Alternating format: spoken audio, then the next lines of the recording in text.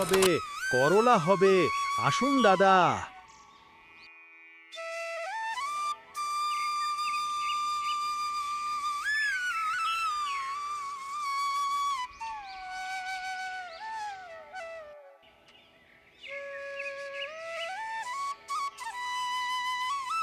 অনেক দিন আগের কথা। বাতাসপুর নামে একটি ছোট্ট গ্রামে মনোহর নামের একজন অত্যন্ত সরল, সাদামাটা এবং গরিব লোক বাস করত। সে খুব পরিশ্রমী ছিল। তার একটি ছেলে ছিল যার নাম রহিম ছিল। রহিমও তার বাবার মতো খুব পরিশ্রমী ছিল।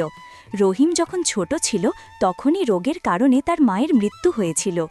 রহিমের মায়ের মৃত্যুর পর রহিমের বাবা মনোহর প্রতিজ্ঞা করেছিল যে সে কখনো দ্বিতীয় বিয়ে করবে না এবং নিজেই রহিমকে ভালোবাসা দিয়ে লালন পালন করবে।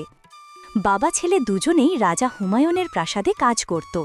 রাজা তাদের পরিশ্রমের বদলে মাত্র 1.5 কিলো খাদ্যশস্য দিতেন। 1.5 কিলো খাদ্যশস্যে বাবা ছেলের খুব কষ্টে দিন কাটত। তাই কখনো তাদের দুজনকে খালি পেটেই থাকতে হতো, তো কখনো আধপেট খাবার খেয়ে জীবনযাপন করতে হতো। একদিন রহিম তার বাবাকে বলে, বাবা, আমাদের এই রাজপ্রাসাদে চাকরি ছেড়ে দিয়ে অন্য কিছু কাজ করা উচিত। আমাদের অন্য শহরে চাকরি করা উচিত, কারণ কাজের পরিবর্তে রাজা আমাদের এত কম খাদ্যশস্য দেয়। এই কম খাদ্যশস্যের কারণে আমাদের পেটও কখনো ঠিকভাবে ভরে না এবং আমরা সবসময় ক্ষুধার্তই থাকি। ক্ষুধার্ত থাকার কারণে আমরা খুব দুর্বল হয়ে গেছি। আমরা যদি ঠিকমতো খাবার নাই খেতে পাই তাহলে কাজই বা কিভাবে করব? ছেলে, কথা তো তুমি খারাপ বলোনি। খালি পেটে থাকার কারণে আমিও খুব দুর্বল হয়ে পড়েছি। সবসময় মাথা ঘোরে, কখনো কখনো তো আমার চোখেই দেখা বন্ধ হয়ে যায়। কিন্তু ছেলে, আমরা রাজার চাকরি ছেড়ে দিতে পারবো না। আমরা যদি রাজার চাকরি ছেড়ে অন্য শহরে চাকরি করি তাহলে রাজা আমাদের খুঁজে বের করে সারা জীবনের জন্য কারাগারে বন্দি করে দেবেন। তাই আমাদের জন্য এটাই ভালো যে চুপচাপ আমরা রাজার চাকরি করে যাই। চলো, এখন তুমি জঙ্গল থেকে কাঠ নিয়ে আসো আর আমি তাড়াতাড়ি খাবার বানিয়ে নিই। রহিম কাঠ আনতে জঙ্গলের দিকে বেরিয়ে পড়ে।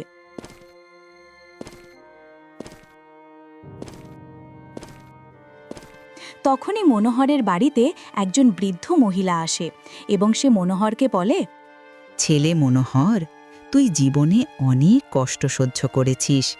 এখন আর কষ্ট সহ্য করতে হবে না। বুড়ো বয়সেও তো তুই সুখ পেলি না। তোর ছেলের বিয়ের বয়স হয়ে গেছে, তাহলে ভালো একটা মেয়ে দেখে ওর বিয়ে দিয়ে দিস না কেন? বাড়িতে বউ এলে তোদের দুজনকে অন্তত ঘরের কাজ করতে হবে না। সারাদিন মজদুরি করো, সন্ধ্যায় এসে আবার খাবার বানাও। বাড়িতে বউ এলে তোদের দুজনের ঘরের অনেক কাজ থেকে মুক্তি মিলে যাবে, ঘরের সৌন্দর্যও বেড়ে যাবে। কাকিমা, রহিমের বিয়ে তো 5 মাস আগেই হয়ে গেছে। কি বলছিস তুই? রহিমের বিয়ে হওয়া 5 মাস কেটে গেছে, কিন্তু তুই তো কখনো এই কথা কাউকে বলিসনি। কি কারণে তুই এই কথা লুকিয়ে রেখেছিস? অন্তত আমাকে তো খবর দে। কাকিমা, কারণ তো কিছুই না। বৌমা তার মায়ের বাড়িতে আছে। শেষ পর্যন্ত বৌমা মায়ের বাড়িতে কেন? তুই তাকে সেখানে রেখে দিয়েছিস কেন? ছেলের বিয়ে দেওয়া হয় বউকে মায়ের বাড়িতে ছেড়ে আসার জন্য নাকি? তুই তোর ছেলেকে বলে দিস না কেন যে সে তার স্ত্রীকে শ্বশুরবাড়ি থেকে যেন নিয়ে আসে? তুই আজই রহিমকে পাঠিয়ে দে বৌমাকে শ্বশুরবাড়ি থেকে নিয়ে আসার জন্য। কেমন করে পাঠিয়ে দেব কাকিমা? দারিদ্রতা তো চারিদিক থেকে ঘিরে রেখেছে আমাদের। আমাদের বাড়িতে তো একটি খাট পর্যন্ত নেই যার উপর সে বসতে পারবে। আর আমাদের কাছে এত টাকা নেই যে আমরা খাট কিনে আনতে পারবো।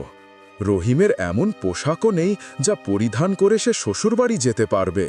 রহিমের কাছে তো মাত্র একটাই জামা ও প্যান্ট আছে, সেটাও অনেক পুরনো হয়ে গেছে। পুরনো কাপড় পরে শ্বশুরবাড়ি যাওয়া কেমন দেখাবে কাকিমা? আর পাড়া প্রতিবেশী কি বলবে? আরে বাহারে মনোহর, আমি তো তোকে খুব বুদ্ধিমান ভাবতাম, কিন্তু তুই তো বড় একটা বোকা মানুষ। শুধু এই ছোট্ট কারণেই তুই বৌমাকে তার মায়ের বাড়িতে রেখে দিয়েছিস। আমি তো ভাবছিলাম কোনো বড় ঝামেলা হয়েছে মনে হয়। পাড়া প্রতিবেশী কি বলবে, এটা কি কোনো কথা? অন্যের সুখে দুঃখে পাড়া প্রতিবেশী সবসময় সমালোচনা করবে, কারণ কিছু লোকের জন্মই হয় অন্যের সমালোচনা করার জন্য। আমাদের তাদের উপেক্ষা করা উচিত। আর খাট এবং কাপড়ের জন্য তোকে চিন্তা করতে হবে না। বৌমাকে বসানোর জন্য খাট এবং শ্বশুরবাড়ি যাওয়ার জন্য রহিমকে নতুন পোশাক আমি কিনে দেব। এই কথা বলে সেই বৃদ্ধ মহিলা নিজের বাড়ি চলে যায়। তারপর মনোহর ভাবতে থাকে। কাকিমা ঠিকই বলেছেন, বৌমাকে ঘরে ফিরিয়ে আনা উচিত। বৌমা এলে আমাদেরও ঘরের কাজ থেকে রেহাই মিলবে। মেয়েই তো পরিবারের আসল সৌন্দর্য, আর আমাদের ঘরে বৌমা এলে সেই সৌন্দর্য আরও বেড়ে উঠবে। আমি কালই রহিমকে বৌমাকে নিয়ে আসার জন্য পাঠাবো।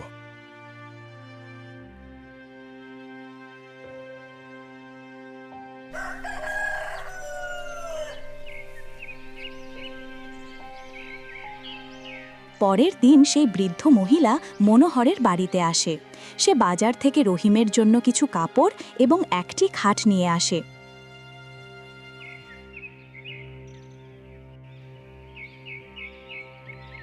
রহিম খাট দেখে তার বাবাকে বলে, বাবা, আপনি এই খাট কোথা থেকে নিয়ে এসেছেন?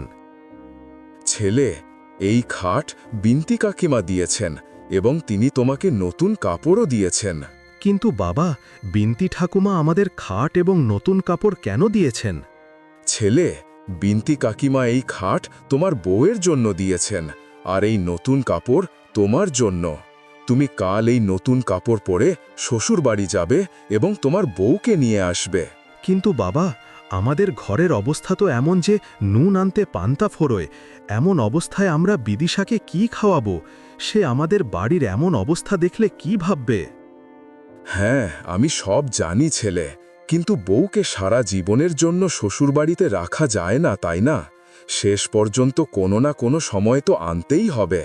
তাই আমি বলি, তুমি কালই গিয়ে বৌমাকে শ্বশুরবাড়ি থেকে নিয়ে আসবে। ঠিক আছে বাবা, যেমন আপনার ইচ্ছে। আমি কালই গিয়ে বিদিশাকে শ্বশুরবাড়ি থেকে নিয়ে আসব। পরের দিনই রহিম সেই বৃদ্ধ মহিলার দেওয়া কাপড় পরে বিদিশাকে আনতে শ্বশুর বাড়ির দিকে রওনা হয়।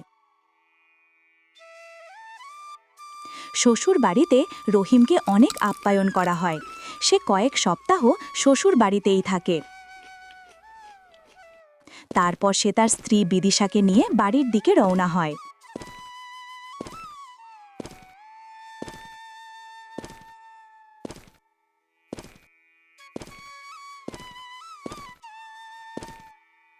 আমাদের বাড়ি এখনো খুব নোংরা অবস্থায় রয়েছে। বিদিশা দেখলে আমাদের সম্পর্কে কি ভাববে? আমি বিদিশাকে বিন্তি ঠাকুমার বাড়িতে রেখে আসি। আগে আমি আমাদের বাড়ি পরিষ্কার করে নেব, তারপর বিদিশাকে আমাদের বাড়ি নিয়ে আসব। রহিম তার স্ত্রীকে বিন্তি ঠাকুমার বাড়িতে রেখে নিজের বাড়ির দিকে রওনা হয়।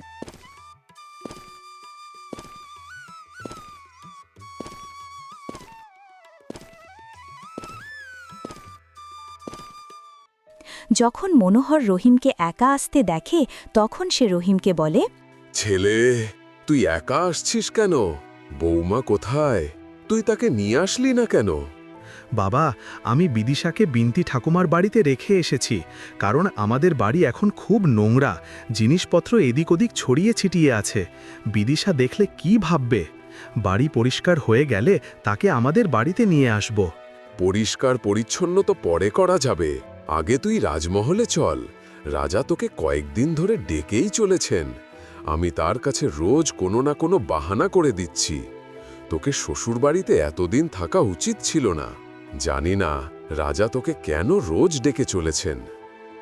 রহিম ঘর পরিষ্কার না করেই তার বাবার সাথে রাজমহলে চলে যায়।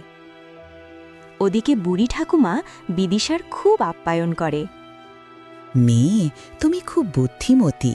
বিধাতা তোমাকে সব সময় খুশি রাখুন। এসো আমার সাথে, আমি তোমাকে তোমার বাড়িতে পৌঁছে দিয়ে আসি। বিন্তি ঠাকুমার কথা শুনে বিদিশা অবাক হয়ে যায় এবং সে বিন্তি ঠাকুমাকে জিজ্ঞেস করে, ঠাকুমা, যদি এই বাড়িটি রহিমের নয়, তাহলে রহিমের বাড়ি কোথায়? মেয়ে, রহিম রাজমহলে কাজ করতে গেছে, তাই তোমাকে আমার বাড়িতে রেখে গিয়েছিল। তুমি এখন নতুন নববধূ একা বাড়িতে কিভাবে থাকতে পারবে সে কিছুক্ষণের মধ্যে কাজ শেষ করে ফিরে আসবে। চলো, তার আসার আগেই আমি তোমাকে তোমার বাড়িতে পৌঁছে দিই। তারপর বিন্তি ঠাকুমা বিদিশাকে তার বাড়িতে ছেড়ে দিয়ে আসে। বিদিশা রহিমের বাড়ি দেখে অবাক হয়ে যায়। পুরো বাড়ি নোংরা অবস্থায় পড়েছিল। বাড়িটি দেখে মনে হচ্ছিল যেন বছরের পর বছর বাড়িতে ঝাড়ু দেওয়া হয়নি। বাড়ির সমস্ত জিনিসপত্র এদিক ওদিক ছড়িয়ে ছিটিয়ে পড়েছিল। এক কোণে 2-3 জোড়া কাপড় রাখা ছিল, সেগুলোরও অনেক জায়গায় ছিদ্র হয়ে গিয়েছিল এবং সেই কাপড়গুলোর ওপর ধুলো জমে গিয়েছিল। বাড়ির এই অবস্থা দেখে বিদিশার চোখে পানি চলে আসে। তখন সে ভাবে, হে বিধাতা, আগের জন্মে আমি এমন কি পাপ করেছিলাম যার শাস্তি আমাকে এই জন্মে ভুগতে হচ্ছে? এই বাড়িতে তো কিছুই নেই, এখন আমি কি করব? আমি তো কিছুই বুঝে উঠতে পারছি না। বিদিশা খুবই বুদ্ধিমতী এবং চালাক ছিল। সে ভাবে, ঈশ্বর যা কিছু করেন ভালোর জন্যই করেন। হয়তো এই বাড়িতেই আমার জীবনের আসল সুখ লুকিয়ে আছে, তাই ঈশ্বর আমাকে এই বাড়িতেই পাঠিয়েছেন। এটা আমার ভাগ্যের একটি অংশ। আমাকে যে কোনোভাবে এই সমস্যা থেকে বের হতে হবে। সে সাহস করে উঠে পড়ল এবং বাড়ির পরিষ্কার পরিচ্ছন্নতায় লেগে গেল। কিছুক্ষণের মধ্যেই সে পুরো বাড়ি পরিষ্কার করে ফেলল এবং এদিক সেদিক ছড়িয়ে থাকা জিনিসপত্র সঠিকভাবে সাজিয়ে দিল। তারপর সে বিন্তি ঠাকুমার দেওয়া খাটে বসে রহিমের আসার জন্য অপেক্ষা করতে লাগল। অপেক্ষা করতে করতে রাত হয়ে আসছিল, কিন্তু রহিম ও তার বাবা এখনও বাড়ি ফিরে আসেনি। বিদিশা খুবই চিন্তিত হয়ে পড়েছিল। এত বড় বাড়ি এবং এত বড় বাড়িতে সে একা। সে ভয় পেয়ে গিয়েছিল যেন কোনো চোর ডাকাত তার বাড়িতে ঢুকে না পড়ে। তার মাথায় নানা রকম চিন্তা আসতে থাকে। ঠিক তখনই রহিম এবং তার বাবা হাতে খাদ্যশস্যের বস্তা নিয়ে বাড়ি ফিরে আসে। বাড়িতে ফিরে এসে তারা দেখে যে তাদের বাড়ির নকশাই সম্পূর্ণ বদলে গিয়েছে। যে বাড়িটি সবসময় নোংরা আবর্জনায় ভরা থাকত, আজ সেটি সোনার মতো চকচক করছিল। এটা দেখে বাবা ও ছেলে দুজনেই খুব খুশি হয়। রহিম রাজার দেওয়া 1.5 কিলো খাদ্যশস্য তার স্ত্রীকে দিয়ে দেয় এবং সে বলে, এই নাও, এটা রান্না করে দাও। বিদিশা 3 জনের জন্য এত কম খাদ্যশস্য দেখে খুবই অবাক হয়ে যায়। তাই সে রহিমকে জিজ্ঞেস করে, এতটুকু খাদ্যশস্য তো 3 জনের জন্য খুব কম। আপনার বেশি পরিমাণ খাদ্যশস্য নিয়ে আসা উচিত ছিল। রাজা আমাদের কাজের বিনিময়ে মাত্র 1.5 কিলো খাদ্যশস্যই দেন। এখন তুমি বলো, আমি বেশি পরিমাণে খাদ্যশস্য কোথা থেকে নিয়ে আসব? আপনারা রাজার প্রাসাদে সারা দিন কাজ করেন এবং তার পরিবর্তে রাজা আপনাদের মাত্র 1.5 কিলো খাদ্যশস্য দিয়ে বাড়ি পাঠিয়ে দেন। রাজা আপনাদের সাথে অন্যায় করছেন। কিন্তু বৌমা, আমরা কি বা করতে পারবো? রাজার কথা অমান্য করার সাহস কার আছে? কাল থেকে আপনারা মাত্র 1.5 কিলো শস্য নিয়ে আসবেন না। রাজাকে স্পষ্টভাবে বলে দেবেন, মহারাজ, 1.5 কিলো খাদ্যশস্যে আমাদের পেট ভরে না। আপনার বড় দয়া হবে যদি আপনি আমাদের খাদ্যশস্য 1.5 কিলো থেকে বাড়িয়ে 4 কিলো করে দেন। আর হ্যাঁ, এই সব রাজাকে বলার সময় আপনারা একদম ভয় পাবেন না। যদি রাজা তা করতে অস্বীকার করেন, তাহলে আপনারা সেখানে কাজ করতে স্পষ্টভাবে মানা করে দেবেন। রাজার যদি আপনাদের দরকার হয়, তাহলে তিনি আপনাদের কাজে রাখবেন, না হলে রাখবেন না। বিদিশা, তুমি এখনও রাজাকে চেনো না, তাই এমন কথা বলছো। রাজা যদি জানতে পারেন, তাহলে তিনি আমাদের সারা জীবনের জন্য কারাগারে বন্দী করে দেবেন। কেন? কেন রাজা আপনাদের কারাগারে বন্দী করে দেবেন? আপনারা তো কোনো অন্যায় কাজ করেননি, কোথাও চুরি ডাকাতিও করেননি, শুধু নিজের হক চাইছেন। তাহলে এতে আপনাদের কিসের ভয়? আর যে নিজের হক চাইতে পারে না, সে জীবনে কিছুই করতে পারে না। রাজা আপনাদের কিছুই করবেন না। এই জন্যই তো আমি বলছি, একবার রাজাকে খাদ্যশস্য বাড়ানোর জন্য অবশ্যই বলবেন। ঠিক আছে বৌমা, যখন তুমি এতটা বলছো, তবে আমি রাজাকে অবশ্যই বলবো। এখন তুমি এগুলো রান্না করে দাও।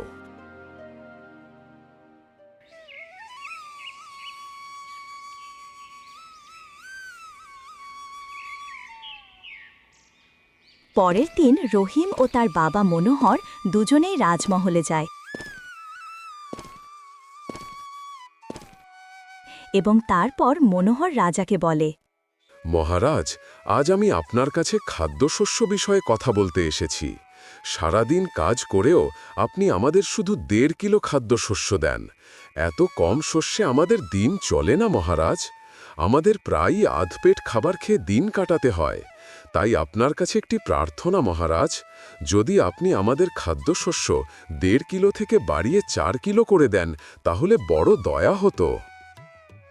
মনোহর, এই কথা তোমার আগেই বলা উচিত ছিল। ক্ষুধার্ত থাকা ভালো কথা নয়। যদি তোমরা ক্ষুধার্ত থাকো তাহলে কাজ কিভাবে করবে? আমি আজই তোমাদের খাদ্যশস্য 4 কিলো নয় বরং 5 কিলো করে দিচ্ছি।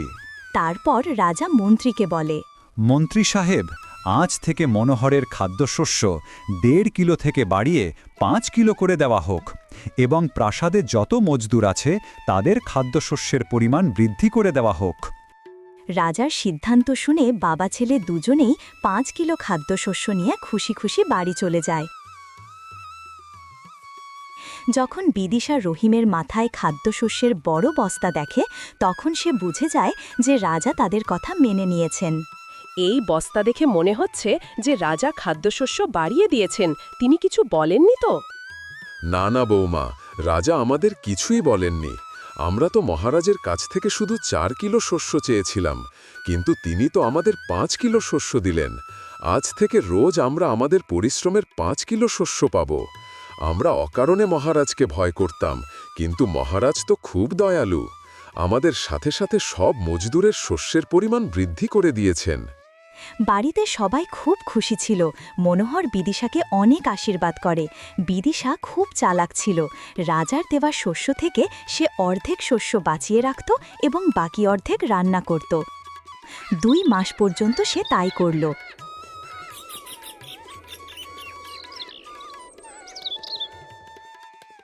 তারপর একদিন সে তার শ্বশুরকে বলল, বাবা, আজ আপনি রাজাকে বলুন আমি আমার ছেলের বিয়ে দিয়েছি। এখন আমার পরিবারে 3 সদস্য হয়ে গেছে এবং আপনি আমাদের যে শস্য দেন তাতে আমাদের অনেক কষ্টে দিন চলে। আপনার বড় দয়া হবে যদি আপনি আমাদের শস্য আরও একটু বাড়িয়ে দেন। ঠিক আছে বৌমা, আমি মহারাজকে তাই বলবো। পরের দিন সন্ধ্যায় কাজ শেষ করে দুজন বাবা ছেলে আবার রাজার কাছে যায় এবং রাজাকে বলে, মহারাজ, আমি আমার ছেলে রহিমের বিয়ে দিয়েছি। এখন আমাদের পরিবারে 3 জন সদস্য হয়েছে। যদি আপনি আমাদের শস্যের পরিমাণ বাড়িয়ে দেন তাহলে আপনার বড় দয়া হবে। হ্যাঁ, তুমি খুব ভালো কাজ করেছ মনোহর, যে রহিমের বিয়ে করিয়ে দিয়েছ। আমি আজই মন্ত্রীকে বলে তোমাদের দেওয়া শস্যের পরিমাণ বাড়িয়ে দেব। দুজন বাবা ও ছেলে 8 কিলো শস্য নিয়ে বাড়ির দিকে রওনা হয়।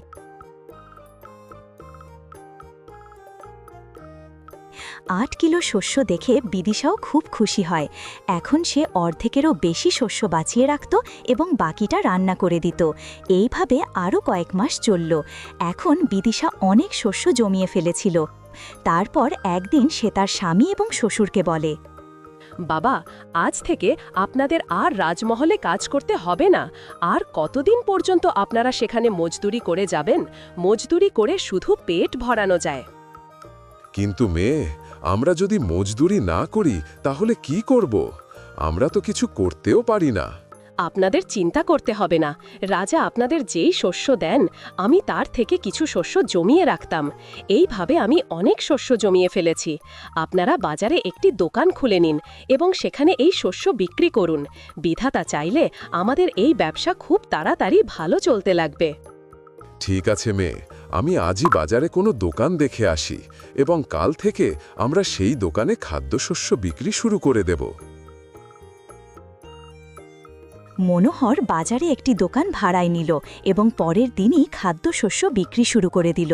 কয়েকদিনের মধ্যেই তাদের দোকান বেশ ভালো চলতে লাগল। দোকানে সবসময় গ্রাহকের ভিড় লেগেই থাকত। এটা দেখে বাবা ছেলে দুজনেই খুব খুশি হয়। দুজনেই যখনই দোকান থেকে বাড়ি আসতো তখন বাড়ির জন্য কিছু না কিছু জিনিস কিনে নিয়ে আসতো।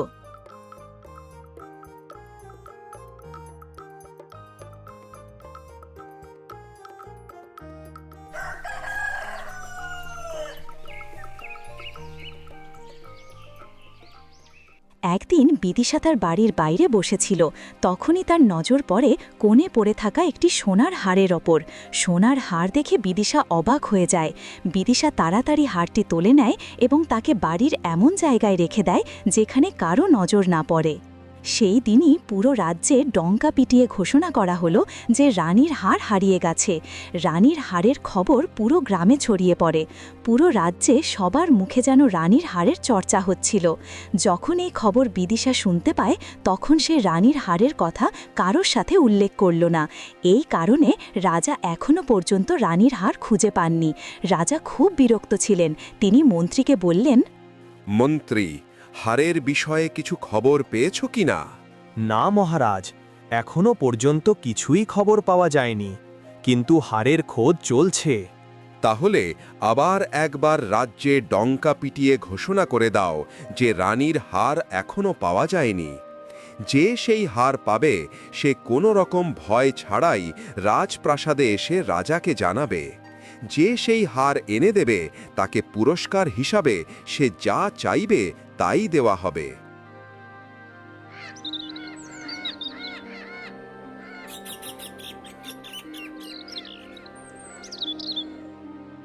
মন্ত্রী ডঙ্কা পিটিয়ে আবার পুরো রাজ্যে ঘোষণা করে দেয়, শোনো শোনো শোনো গ্রামবাসীরা, শোনো শোনো গ্রামবাসীরা, মন দিয়ে শোনো। একটি পাখি রানীর হার নিয়ে উড়ে গেছে। যদি কেউ সেই হার পেয়ে থাকে তাহলে সে নিশ্চিন্ত হয়ে সেই হারটি রাজাকে দিয়ে আসবে। তার পরিবর্তে রাজা তাকে অনেক পুরস্কার দেবেন। পরের দিন বিদিশা তার শ্বশুর এবং স্বামীকে বলে, আমি শুনেছি যে রানীর হার একটি পাখি নিয়ে উড়ে গেছে এবং রাজা তা খুঁজছেন। আর যে সেই হার খুঁজে পাবে রাজা তাকে অনেক পুরস্কার দেবেন। রাজা মিথ্যা বলছেন না তো বাবা? না মেয়ে, রাজা কখনো মিথ্যা বলেন না।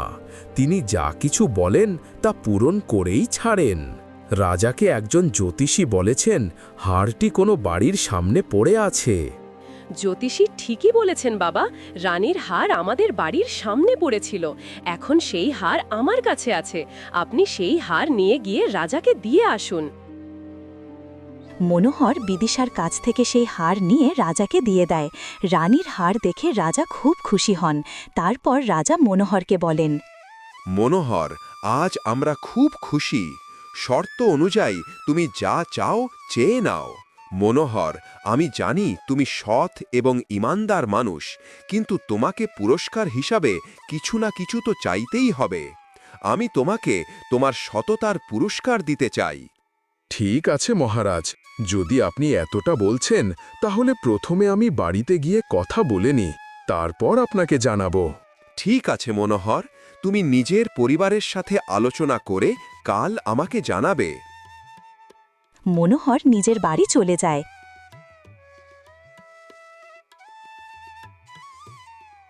বাড়িতে এসে এসে বিদিশাকে বলে, মেয়ে, মহারাজ আমাকে পুরস্কার দিতে চাইছিলেন, কিন্তু আমি তাকে বলেছি যে বাড়ির লোকেদের সাথে কথা বলে জানাবো। আপনি খুব ভালো করেছেন বাবা। কাল সকালে গিয়ে আপনি রাজাকে বলবেন, আপনি কি আমাকে একটু জমি দিতে পারেন যাতে চাষবাস করে আমি আমার পরিবারের ভালোভাবে ভরণপোষণ করতে পারি? ঠিক আছে মেয়ে, যেমন তুমি বলছো আমি মহারাজকে ঠিক তাই বলবো।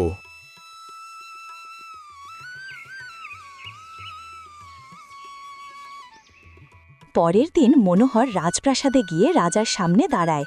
রাজা মনোহরকে বলেন, বলো মনোহর, তোমার পরিবারের সাথে কি আলোচনা করে এসেছো? মহারাজ, যদি আপনি আমাকে একটু জমি দেন তাহলে আমি তাতে চাষবাস করে আমার পরিবারের ভালোভাবে ভরণপোষণ করতে পারবো। তাহলে আমার এবং আমার ছেলের মজদুরি করারও দরকার পড়বে না। ঠিক আছে মনোহর, আমি আজই মন্ত্রীকে আদেশ দেব যেন তোমাকে 10 বিঘা জমি দেওয়া হয়। আমার আশীর্বাদ রইল, তুমি এই জমিতে চাষবাস করে অনেক উন্নতি করবে। তারপর রাজা মন্ত্রীকে বলে মনোহরকে 10 বিঘা জমি দিয়ে দেন। এখন মনোহর খেতে দিনরাত পরিশ্রম করে এবং রহিম খাদ্যশস্যের দোকান চালায়। কয়েকদিনের মধ্যেই তারা খুব ধনী হয়ে ওঠে। তখন রহিম বড় একটি বাড়ি কিনে নেয়। এখন তাদের বাড়িতে কোনো অভাব ছিল না। এইভাবে রহিমের বউয়ের বুদ্ধিমত্তা এবং চালাকির কারণে কিছুদিনের মধ্যেই রহিম এবং মনোহরের দারিদ্র্যের দিন ধন সম্পদে বদলে যায়।